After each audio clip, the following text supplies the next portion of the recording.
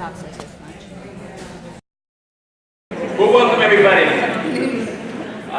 Delighted to have you here. I'm Todd Harrison, I'm principal, and thank you for coming out on a still muggy, hot night. We're just completed 3 full school days, and they have been very, very, very full. The last couple days have been very hot. Your children were wilting in the classroom this afternoon, but they were hanging in there. I had one student who came to the office late in the afternoon today, and she said, you know, this is typical kind of middle school histrionics. She says, I have to call my mother. I can't stay after school. My brains are coming out of my ears. And it was just a wonderful image of what the day was like for middle school today, right? So that may be true about a lot of days too, I might add. A lot going on here. Anyways, we're glad you're here. It's a very exciting evening. I've been looking forward to this evening for a long time, actually. About 4 years ago, that a member of the research team from Wellesley College contacted me and asked us about signing us up to participate in a grant proposal on study social media used by adolescents, young adolescents, and I was all in. I was like, sign me up, I'm happy to go, let me know whenever you get the grant. And then a few years passed, and last year they came back and said that they had received the grant, and we were delighted to partner with them to do this very comprehensive, very thorough study, surveying parents who were here last year, as well as students, as well as faculty who were here. So they're back tonight. I'm really delighted to have them come back tonight. I have to caution you, I have to caution myself, because we're so, one of the reasons why I was so eager to be part of the study is that we've seen how the revolution that's taken place in the last few years with kids and smartphones, and the revolution that's it's caused for parents and their child rearing. And it went from instant messaging to Facebook and to Instagram and then Snapchat and then YouTubes and then these apps that could do all kinds of things. And then these layers and layers of levels that kids would go through to hide things from their parents, and it was, and then the games appeared, all the video games that kids started to get attached to. So we saw the effects that were going on, but we had no good research.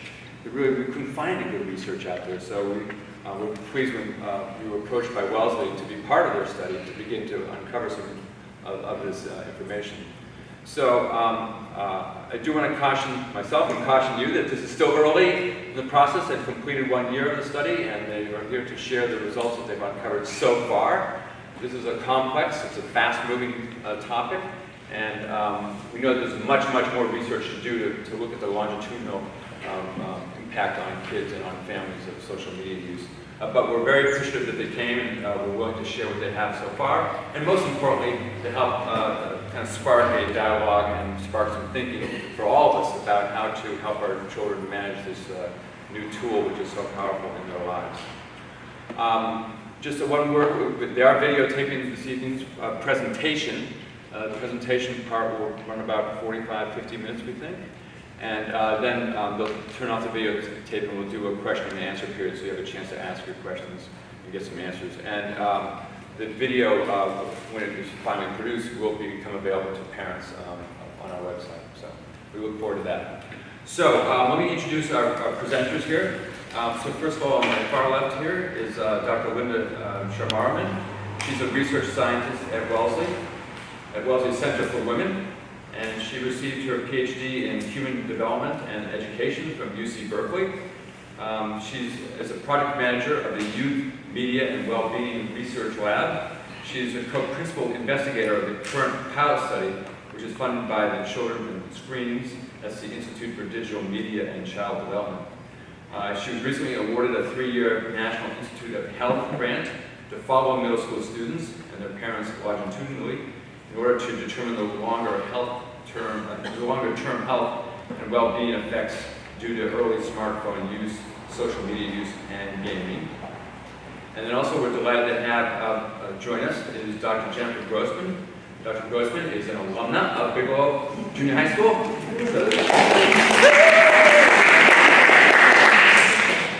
Our graduates going to great things, guaranteed. Your kids will too.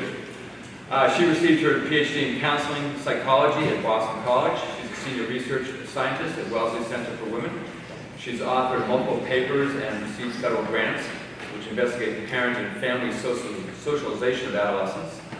Her expertise is in family socialization messages around adolescent sexual health, as well as racial and gender barriers to STEM engagement and achievement. She is also a proud Newton parent and resident. She has a third grader at Ainger School. And then also we're delighted to have join us tonight is Dr. Megan Marino. She flew in a few hours ago from Wisconsin. She is the co-principal investigator of this pilot study. She's a pediatrician and the academic division chief in pediatrics and adolescent medicine, and also the vice chair of digital health at the University of Wisconsin in Madison. Her current NIH-funded work ranges from the impact of news coverage of cyberbullying to marijuana ads and alcohol use displayed on adolescent social media. As the principal investigator of the social media and adolescent health research team, that's known as SMART, her team has published the largest body of work related to social media and health today. So without further ado, I want to welcome our three presenters.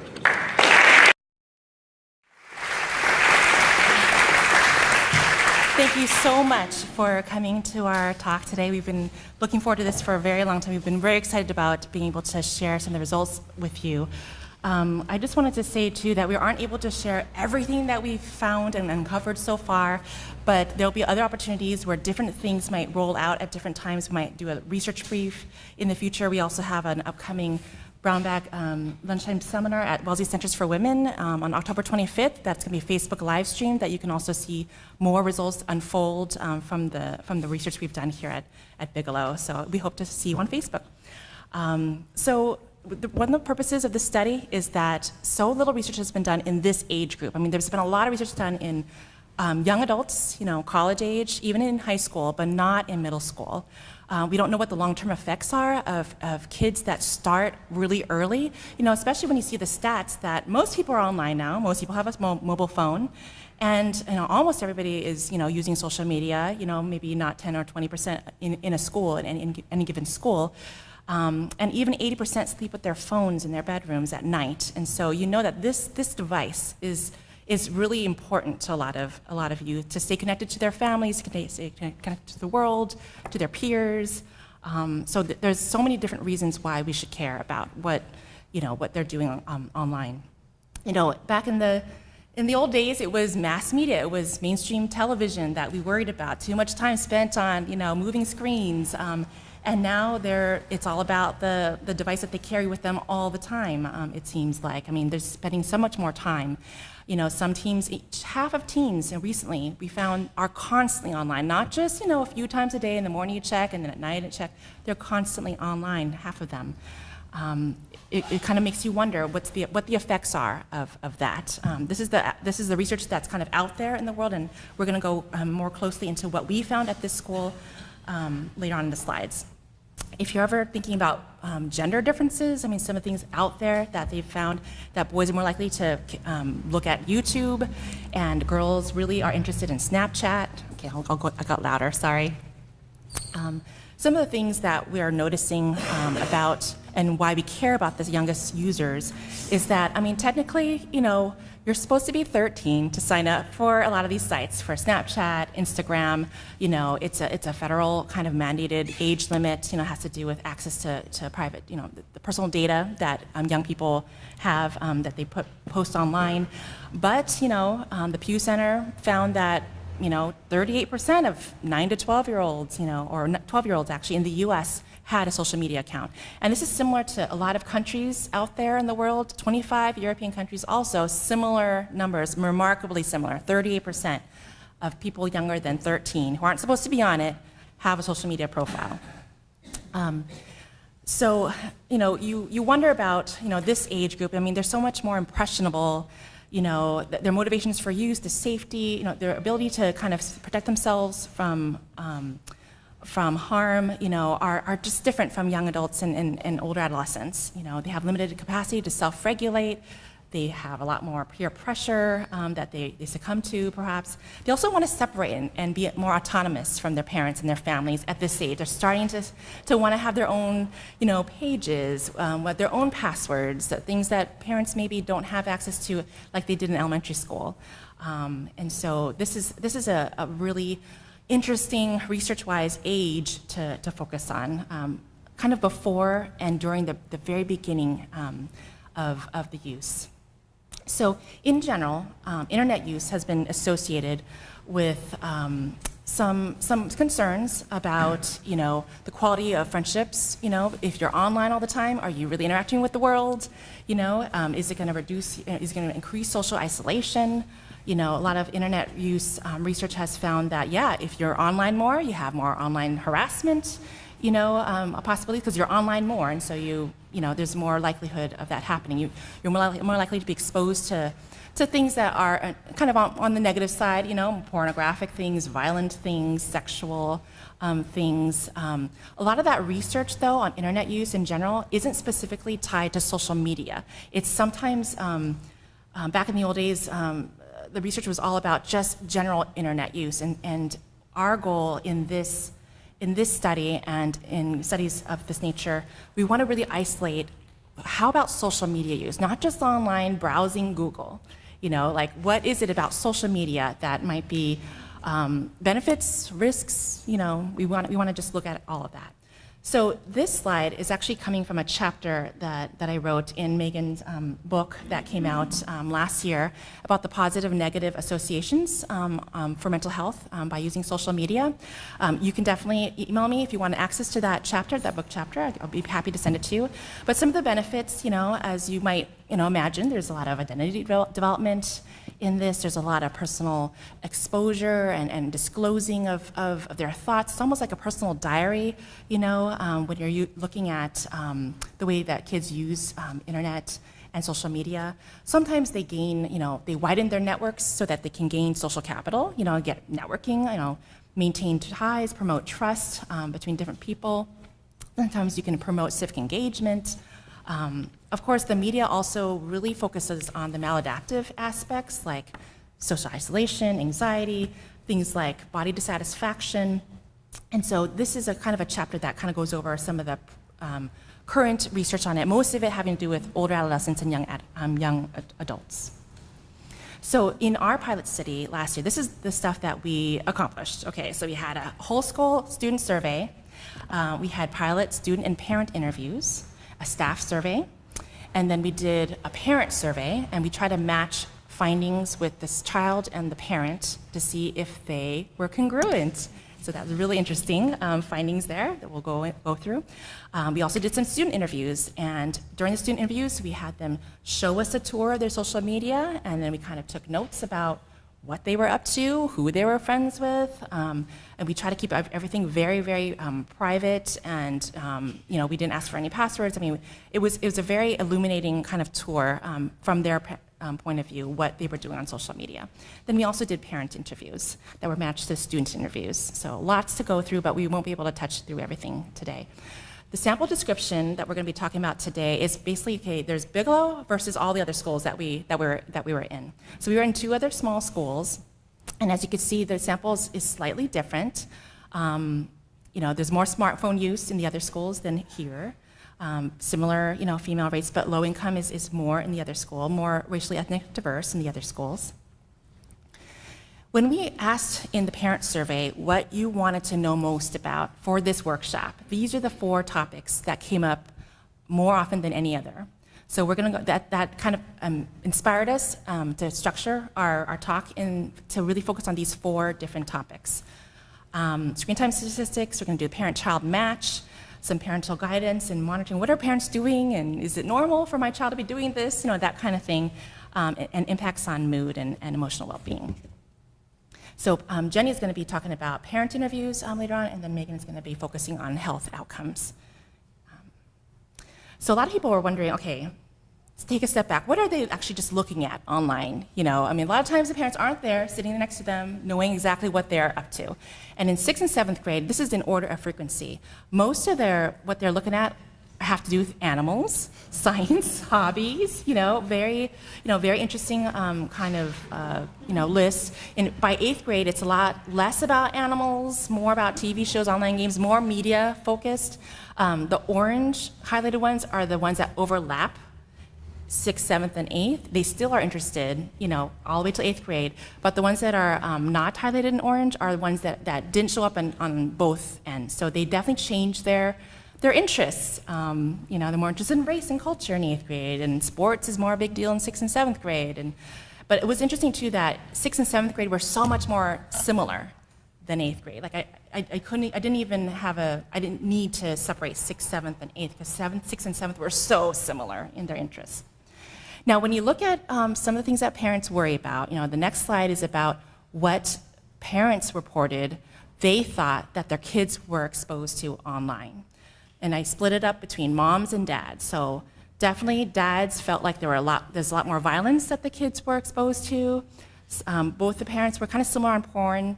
And in profanity, moms were more concerned about the profanity content. But when you looked at how much students were looking at this content, would you guess it was higher or lower? Yeah, mixed, yeah, it's both higher and lower. And so in terms of violence, they were a lot more in line with what moms thought that they were exposed to in terms of violence. They were definitely looking at porn less than the parents thought that they were, but they were looking at more, they saw more profanity, a lot more than the parents thought that they were. So that's just something to think about when you're, wondering about what they're viewing online. A lot of people wonder also, is it normal for social media to begin at this age, in 6th, 7th, and 8th grade? How do we, compare to other schools? I mean, it's very high rates across all the schools and all the different ages. I mean, in 6th grade, definitely there's still 10, 15% that haven't started yet, but really by 8th grade, you're definitely in the vast minority if you haven't started like an Instagram or a Snapchat or Facebook. Now, at the age, a lot of people are wondering, okay, did my child start really young compared to everybody else? The peak was at age 12, which is slightly lower than the 13, which is like the federal mandated age. But as you could see, your school and other schools are very similar at when they start to, social media. And it's kind of interesting. So there's still people that haven't started it, even in 8th grade and beyond 14, so some of them aren't even depicted here. But these are just the people that have signed up so far. Some of the reasons why people started, we wanted to know more about why they started, and a lot of them were just curious. They just want to know what other people are sharing about themselves. Also, by 7th and 8th grade, everybody else was on it, and that's why they got on it. It's a peer pressure kind of thing. In 6th grade, they were more concerned about staying in touch with friends and family. Not very frequently cited reasons had to do with being required for a class project or accessing online games, but that did come up. So this is research done kind of historically about what sites are the most common for this age group, 13 to 17, and back in 2015, Facebook was overwhelmingly the most popular. So by 2018, though, what is the most popular? They actually I think YouTube pops up so clearly in this age too, because now it's been classified as a social media site because there's so much. I mean, there's commenting, there's signing up as you log in and then you can follow different sites, and it's almost like it's similar to Instagram, and so and look how ubiquitous it is. At Bigelow. YouTube is also pretty popular, but not as popular as the general public. The general public, it was in the 80s, but YouTube is still 62. 38% didn't have YouTube. Instagram and Snapchat were also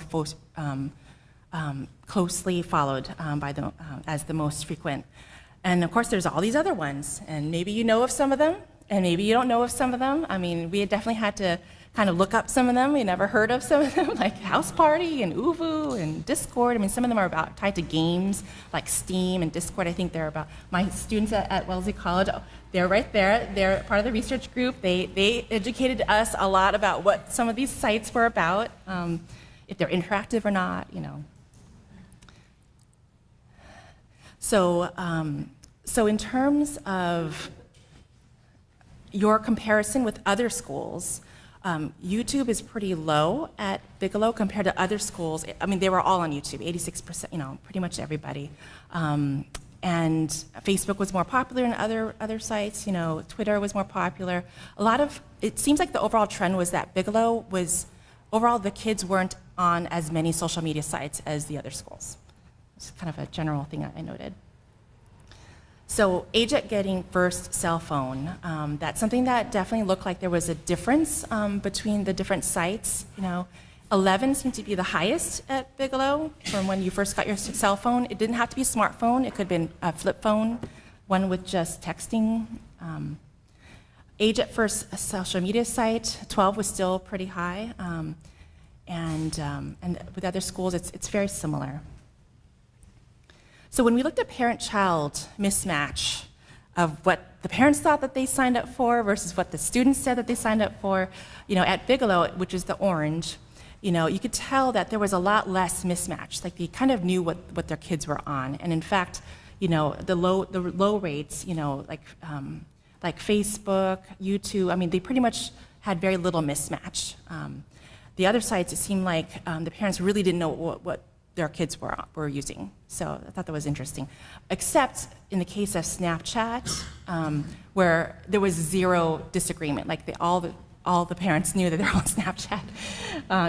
It was a total agreement. And if you're wondering, out of the teens who are on Instagram, 61% of the parents are following them. So not every parent is following their own kids on Instagram. And for Snapchat, it's 46, about half of you are following your own kids on Snapchat. This is the Bigelow statistic. So age at first time use, we asked parents and students, what age did you start, using a cell phone, using first, Instagram and Snapchat? So the teens, more often, the teens reported a younger age. 13% for cell phone, 42% the teen said it was a younger age, 50% for Snapchat, they reported it was a younger age than the parent did. But the flip side also was true in some cases where the teen reported an older age than the parent.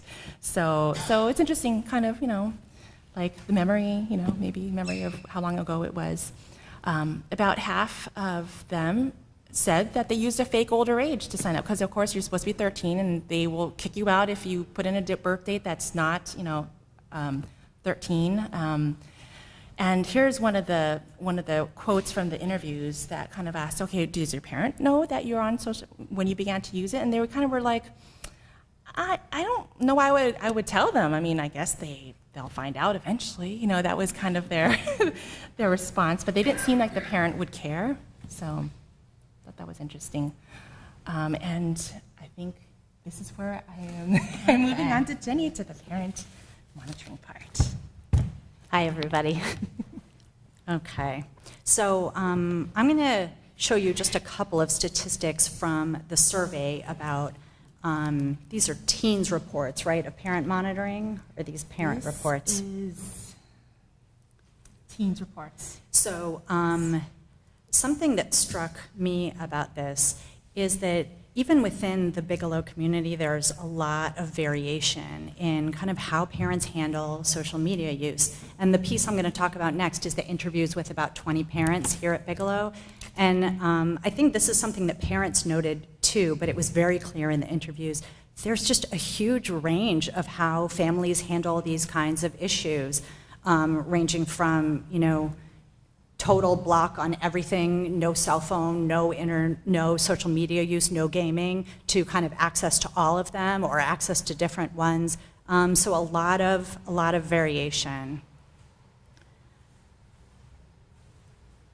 So looking at the interviews and thinking about how parents monitor teens, I want to touch on a few pieces that came out in a lot of the interviews and just give you a few examples. As I just said, a lot of variation. Some kids were allowed to have cell phones but weren't allowed to do online gaming. Other kids could do gaming but not social networking sites. Some teens could only have flip phones but could use their parents' computers for social networking, and some kids had no access to any of those things. So there was a lot of variation. And for parents who did allow their teens some access to social networking or online access, most parents had some restrictions in terms of what they were able to do. A common thing we heard was like after 9 or 10 o'clock, it's time to stop. Some parents said only on the weekends, maybe they were only allowed to use things like Xbox or certain kinds of social media on the weekends. And the timing ranged hugely from maybe 30 minutes that they were allowed in a sitting to up to 4 hours on a weekend period. Also, parents talked about, getting homework done, doing other things they needed to do. In terms of whether parents were friends or followed teens on social media, again, that ranged a lot. Part of it was that kind of parents trying to keep up with understanding. I mean, we can't even keep up with it. Maybe the Wellesley students are more on top of it than we are, but given how fast these things change, it's really hard to keep up with what are teens using. We didn't grow up with these things when we were kids, and I know for me, I use Facebook, and a lot of our generation uses Facebook, but that's not what our kids are using. So sometimes there were issues of parents would have agreements that, okay, you can be on this site as long as I can follow you or as long as we can be friends. But sometimes kids didn't want to be friends and they wanted to find another way to go on where their parents didn't have access. And sometimes parents just didn't understand, like, what the heck is Snapchat and how do I figure out what to do? Also, a lot of variation in whether parents read teens' posts. Some of the parents we talked to had agreements where they said, okay, I can have access to your posts anytime, and that's part of the agreement. Other parents really felt like, I want to recognize my teens' autonomy and independence, and so I don't want to do that. I want to trust them, but then they worry, well, what if something happens and there's something that I don't know about that I want to understand and help them, support them with? So it was a lot of ambivalence from parents about how to manage that piece. Something that most parents agreed to is limiting who teens could talk to or play online games with. Although something that some parents struggle with is they might have their kids say, oh yeah, sure, you can play that online game, but then partway through they would realize that they were actually playing with people they didn't know on the online game, and then would have to sort of backtrack and say, wait a minute, you either have to stop playing that game or only play that game with people that you know. But that was one that parents had a fair amount of agreement on. Another one that varied is, what do you do when your teen breaks the rules? If they don't get off when they're supposed to, or if they post something inappropriate that you've talked about that they can't do. And some parents, there are many parents who did different forms of restricting, like you lose an hour of your time, or I'm going to hide your phone in my closet for a week, or something like that.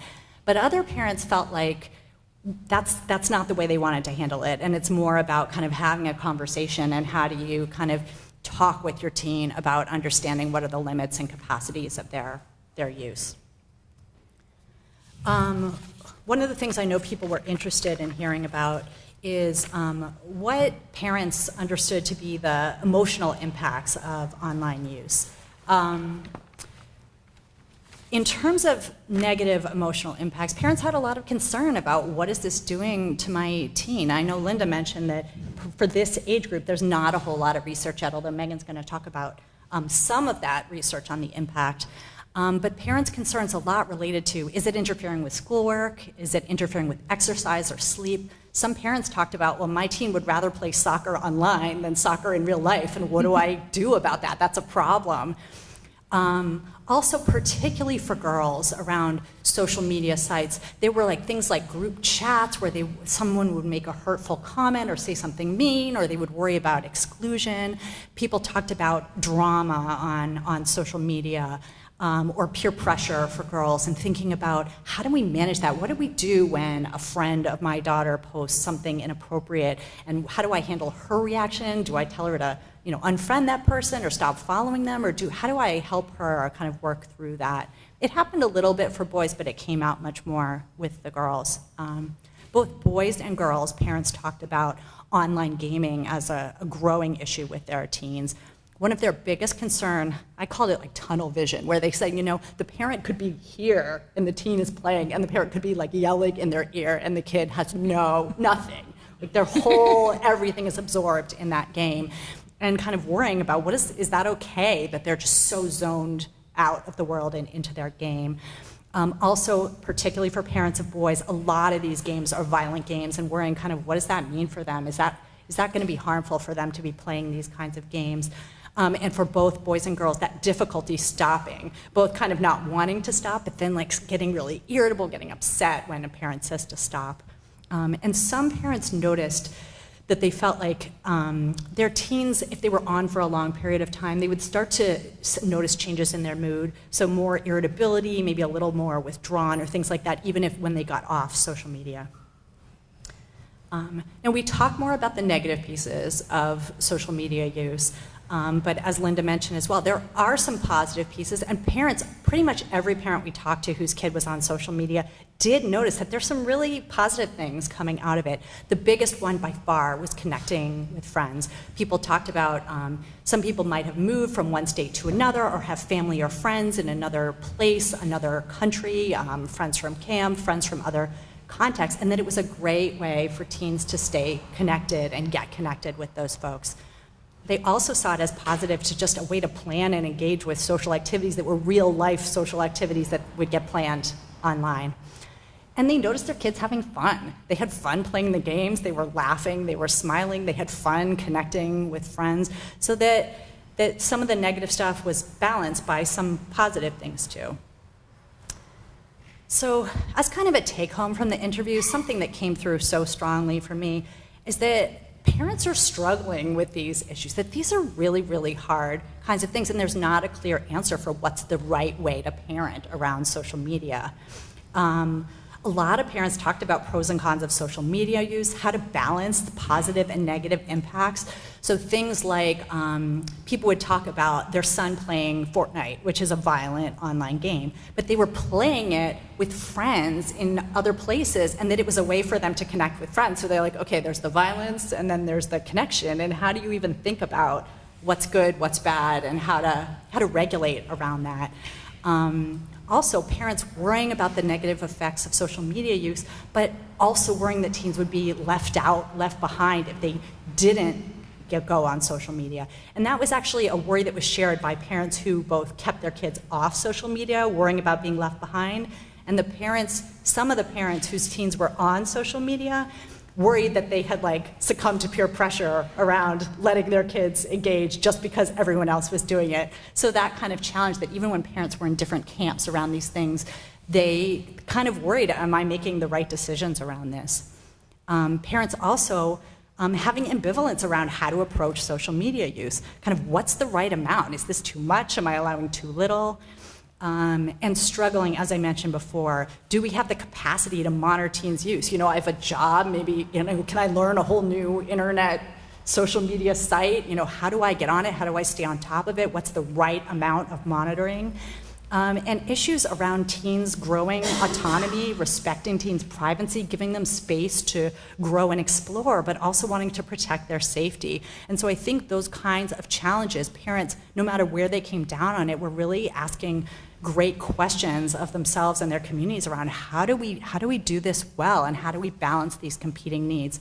And the one thing I would add is it really came out strongly. A lot of the people we interviewed had more than one kid, and the individual differences in how kids managed social media, even within one family, was very strong. So parents both had their own philosophies around social media, but they were also reacting to very different ways. Some teens could handle it better than others. Some teens were more focused, more hooked in. So I'm going to end the interview piece there. Should we do that? Yeah? Okay. In a minute or a few minutes, we're going to go on to Megan, who's going to talk a little bit about the impacts of social media use. But we know we've also given you a ton of information. What we'd like to do is give you about 5 minutes. If you could just pair up 2 or 3 of you and just take 5 minutes to talk a little bit about, are there pieces of what we've talked about so far that resonated with you, that made you think, and just get a couple minutes to chat about that. So I'm going to give you 5 minutes. You will have time at the end to ask questions. But so if you could just find somebody to chat with, take a moment, and then we'll come back to Megan. Everyone, for such an animated discussion with your neighbors. It was really cool to see from this perspective how engaged everyone was.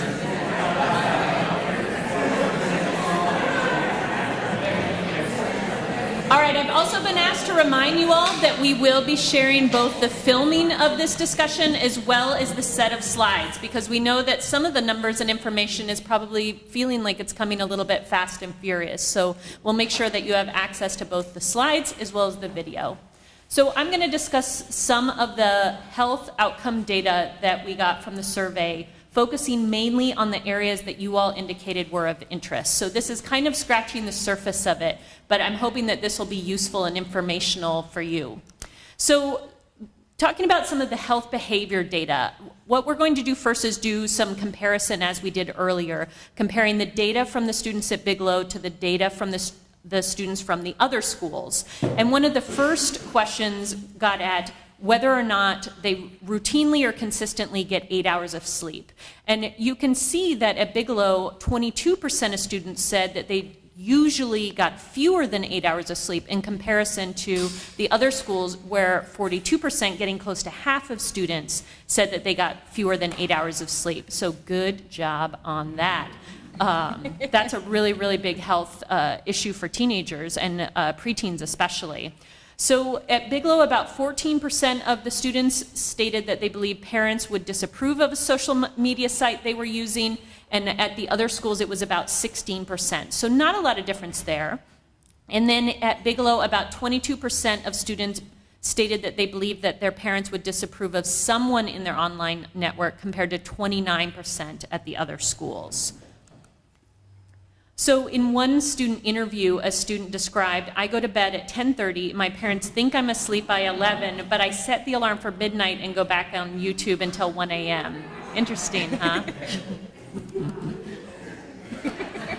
But what's also interesting is in the parent surveys, only about 5% of parents believe their children get fewer than 8 hours of sleep at night. And, you know, that's believable. We all know sometimes when our kids are in bed, we don't know how long it takes them to fall asleep or what's going on. So, but I will say that the 22% saying that they get less than 8 hours of sleep at night here is way better than the national standard. So you guys should take that as a good job on your way home.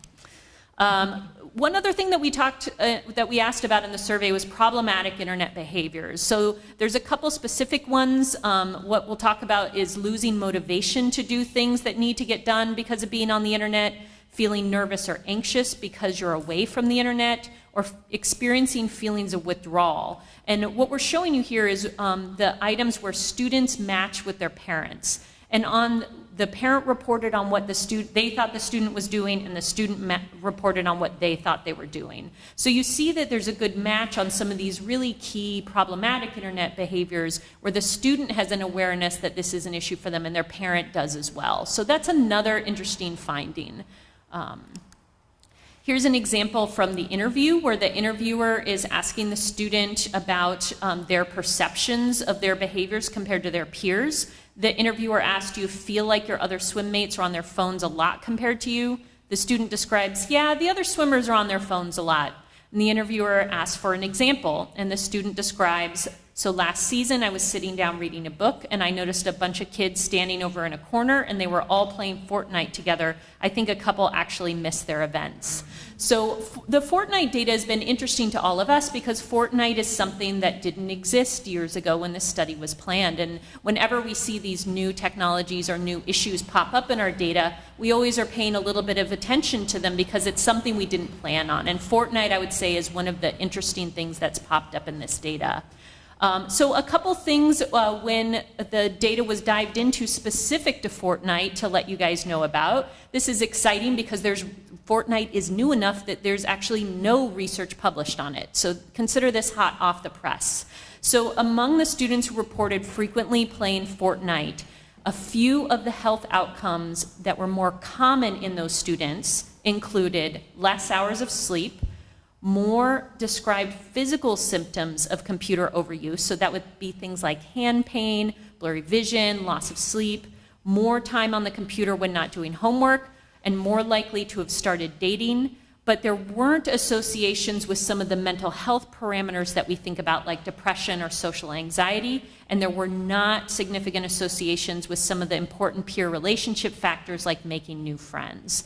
So this is something very preliminary. It's interesting, and obviously we need to learn more. A couple of the health and psychosocial outcomes we wanted to share with you, and this is comparing the social media users to the non-social media users. So if you look at the social media users, they were more likely to report depression symptoms, but they were also more likely to report that they gained emotional support online. they were also more likely to report that they felt they could seek out support with regards to things like angry feelings, depression feelings, or anxieties. So they felt like they had a network where they could go and share that. However, the non-social media users were more likely to report that they were getting enough sleep. So here's an excerpt from the interviewer when the interviewer asked a student, have you ever felt scared, nervous, or angry reading the news online? And the student describes about Trump and like the Parkland shooting and how can we just sell millions of guns of military grade to kids in this country. So just showing the impact of what students are taking in online. But again, I think it's important to think about that students are also finding these ways to seek out emotional support in these online networks. So now looking at early social media initiators, so that would be those aged 9 to 11 compared to later initiators or non-social media users. So the early initiators were more likely to report sleep issues, so fewer hours of sleep, more likely to have started dating, more likely to report online social anxiety.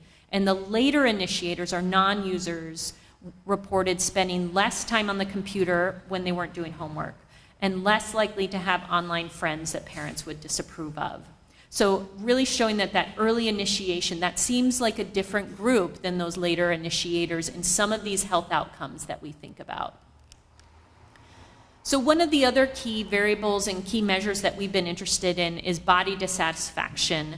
And what this slide shows is the relationship between reporting body dissatisfaction and the number of friends on social media. So what you can see at the top of the graph there is that for students who had less than 50 friends, so a relatively small social network, they were much more likely to state that they had no issues with body dissatisfaction. They were satisfied with their bodies. Versus when you got to these really high numbers of friends on social media, especially in that 500 category, then you see that students were much more likely to report that they had experienced body dissatisfaction. One example from an interviewer that may help bring the data to life, the interviewer describes, do you ever feel bad about your body image after looking at other people's photos? And the student describes, I mean, I feel like everyone does. When you look at Selena Gomez, like, oh my God, she's so perfect and she can make herself look like she's 16. So I think thinking about that and thinking about who's in those networks. So if you have a 12-year-old who has 500 online friends, who's in those networks and who is serving as that source of comparison? This graph shows a relationship between how frequently you use social media and body dissatisfaction. And you can see that for the green line, those that reported body dissatisfaction, you see that more of those students were on social media every hour. And if you see where students were less likely to report body dissatisfaction, ooh, that's a double negative, that's bad. Students who were more comfortable with their bodies were online less. And I think if you think about being exposed to images or people who might make you feel dissatisfied with yourself, it makes sense. The more you're looking at that, the more it's going to remind you you're dissatisfied. Now looking at some of the information about peer networks and how peers interact online. So one of the things we asked about was certain components of peer behavior. And as you see at the bottom, one question asked about being exposed to making rude or mean comments online by text. And what you can see is that the frequency by which students reported that experience goes up by year. That makes sense. Sixth graders have had fewer of those interactions compared to seventh graders compared to eighth graders.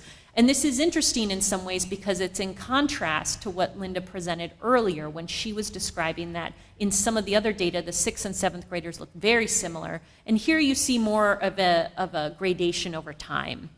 And then in our other column, students who had the experience of spreading rumors about you online or by text, less frequently in sixth grade, more often seventh, and then up to 38% in eighth.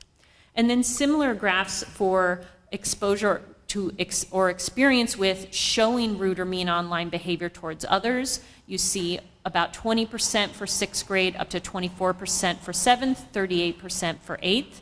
And then uploading embarrassing photos, pretty rare in sixth grade at 7%, goes up to 16% in seventh grade and 35% in eighth grade. So a little bit more of a jump of some of those experiences in eighth grade.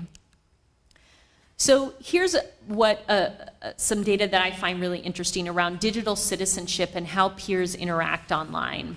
So compared to the slide before, where we're seeing some negative behaviors, 19%, 24%, 38%. Now looking at this slide, when an online friend shares bad news, I try to respond, strongly agree or agree.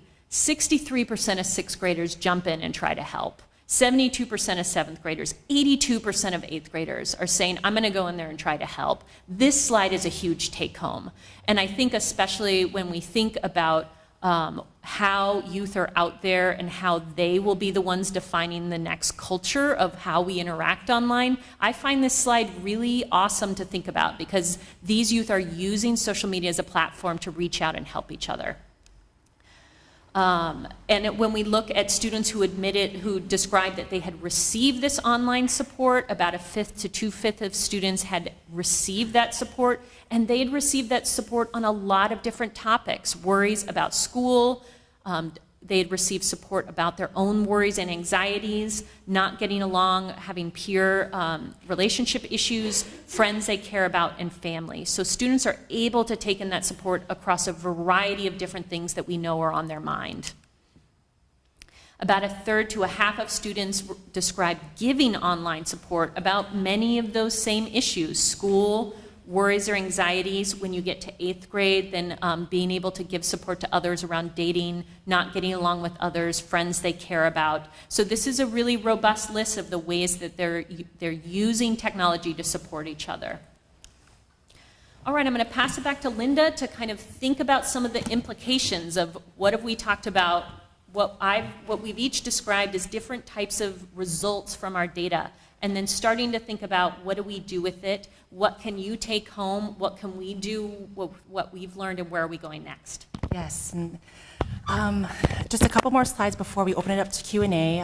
Just a couple of implications that we're seeing that, contrary to a lot of the past studies, that internet use and being online is a substitute for peer interactions. It's actually not the case, and especially when Megan was saying just now that there's a lot of support network that is happening that hasn't been available in the past in the same ways as it was when we were growing up. So it's not necessarily about social isolation. And although we did see some risks happening in different, maybe early initiators or people who use Fortnite, we also have seen a lot of benefits to the use. It's something that I think parents could also kind of emphasize too, maybe when you're talking to your young people, not always focusing on all the potential harm, but also the ways, oh, let's use it in this way, because every negative could have a positive kind of spin to it. So yeah, we want to kind of just emphasize that initiation, agent initiation, and what they're doing, who they're interacting with really matters. And a lot of times parents, if you're more on top of what they are doing, you could just ask more questions of them. It's important for the community to kind of know what's going on in social media lives of our youth. So it's not just the parents, it's the educators and the pediatricians and the counselors, media technologists, so that we know how people are being socialized to be digital citizens. There's a lot of resources for parents out there. There's guidelines from the American Association of Pediatrics. Common Sense Media, you probably have run into them at some point whenever you wanted some kind of some guidance on what to expose your kids to on media. There's also this e-newsletter that I've been really enjoying. It's based out of the UK. It's Parenting for a Digital Future, and so it's like a weekly newsletter. Just talk about the latest, research and commentary and blogs about what to do as a parent in the future. So I encourage you to sign up for things like that. Future directions on the studies that we really want to dig into most of the qualitative stuff. We've done a lot of survey analyses, but there's a lot of interesting ties that we can make from parent interview matched with child interview and also the social media content review. We want to infuse some of that knowledge into what we are seeing in the interviews and the different methods. We are launching, as Todd said, we are launching a 3-year NIH-funded study, and we're currently recruiting middle schools to begin spring 2019. And we really, really appreciate your willingness to be a part of this journey in this pilot, and we hope to be useful in the future too. If you ever wanted to connect with us again, we have materials up here in the corner about our department, Wellesley Centers for Women at Wellesley College. I also have my card here in case you wanted to get copies of slides or the book chapter I mentioned earlier, or if you want to contact anybody on this panel, I can definitely connect you. And this is our thank you slide, and